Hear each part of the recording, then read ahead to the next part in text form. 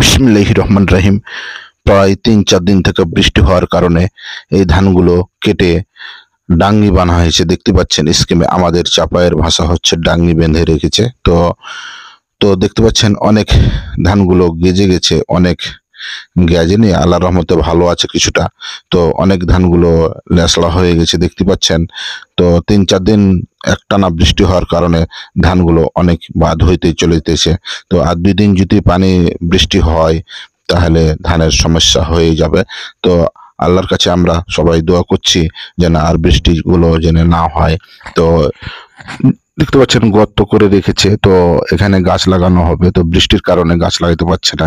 তো এখানে অনেক কালাই দেখতে পাচ্ছেন, আমাদের এলাকায় কালাই অনেক বুনেছে। তো কালাইগুলো বৃষ্টি হওয়ার কারণে পানি জমে আছে দেখতে পাচ্ছেন। তো ২-৪ দিন পানি লাগিয়ে দিলে কালাই নষ্ট হয়ে যাবে।